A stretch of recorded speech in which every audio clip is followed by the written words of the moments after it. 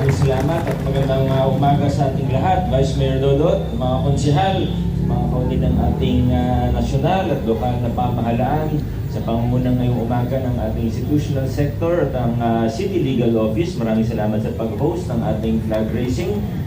Sa ating mga bisita mula sa PSDBM o sa Procurement Service ng DBM, maraming salamat po kina Attorney Dagsa. Nasaan na po ba sila?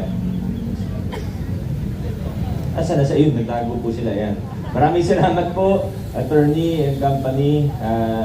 Kami naman po talagang tatangkilikin po namin ng inyong service dahil bukod sa nabanggit po ninyo na maaaring makatipid ang mga opisina, mga ahensya na magamit po ng service ninyo ay hindi lang po pera ang natitipid, kundi pati oras. Malaking savings sa oras ang nangyayari dahil ito po ay siguro masasabi natin na isang alternatibong paraan sa pagbili ng mga gamit, mga commonly used supplies, hanggang sa mga airline ticket, mga software at marami pang iba. Kaya tayo naman po sa lokal na pamahalaan natin, gusto natin tamang proseso po parati at isa sa paraan para makasave tayo ng oras ay gumamit ng PSDBM, lalo na para sa mga commonly used po na kagamitan at iba pang mga pwedeng i-procure sa PSDBM. Again, thank you sa PSDBM. Congratulations din siyempre sa OGS at sa lahat ng iba pang mga opisina natin.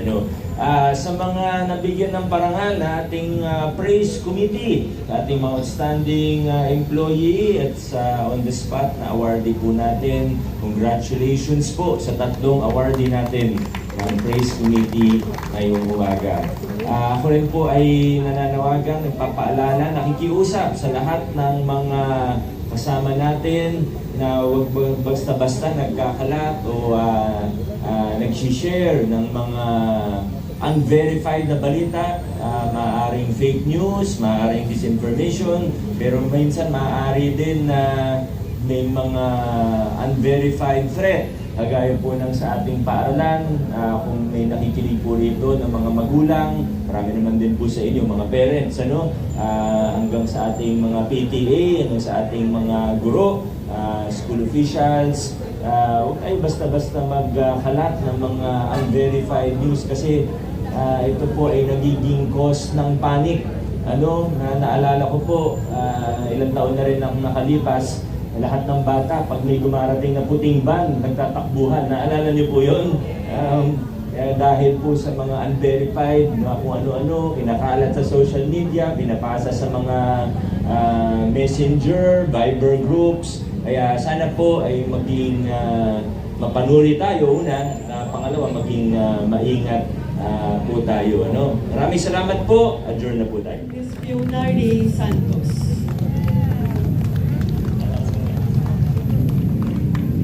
Magandang umaga sa ating lahat. Ang Program on Awards and Incentives for Service Excellence o PRAISE ng Pamahalang Lungsod ng Pasig ay patuloy na nagbibigay pagkilala sa mga huwarang kawani na nagpapakita ng dedikasyon, profesionalismo at delikadad ng serbisyo publiko, kabilang ang mga kawani na kinikilala dahil sa kanilang katapatan, malasakit at mahusay na pagtupad ng tungkulin.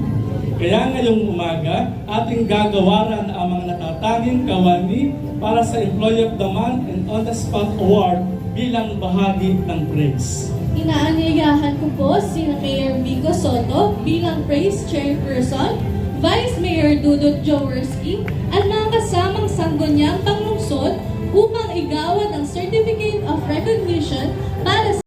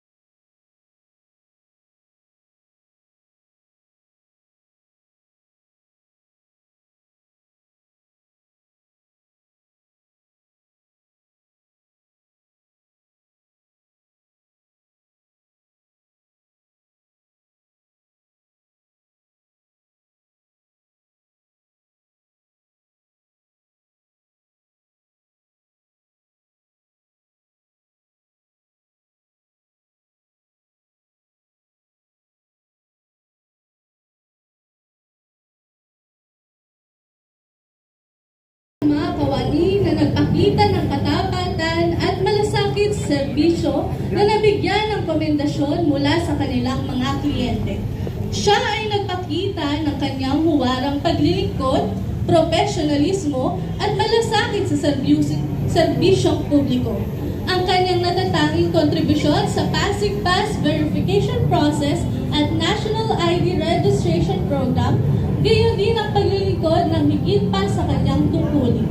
On-the-spot award sa kategoryang Service Beyond the Call of Duty and Exceptional Public Service Delivery mula sa Office of General Services, Miss Jennifer C. Bren.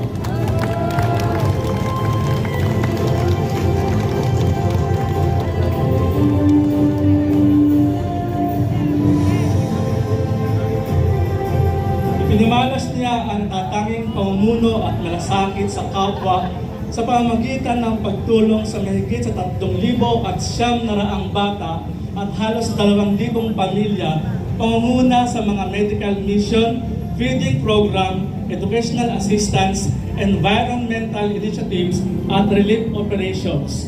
Ang kanyang makabuluhang ambag sa komunidad ay kinikilala at sinusuportahan ng iba't ibang organisasyon at mga katuwang sa serbisyo. On the spot sa kategoryang Community Engagement and Volunteerism mula sa Pasig Urban Settlement Office, Ms. Rowena O. Mina.